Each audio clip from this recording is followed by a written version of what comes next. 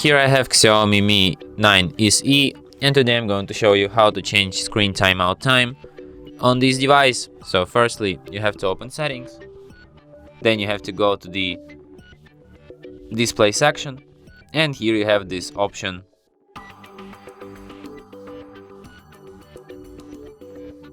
Okay, so excuse me. Always on display, lock screen. And here you have this option, sleep. You can set it on 15, on 30 seconds, on 1, 2, 5 or even 10 minutes. I will just set it on 2 and we'll be glad with that. And that's it. Thanks for watching. If you find this tutorial useful, don't forget to hit that like button and subscribe to our channel.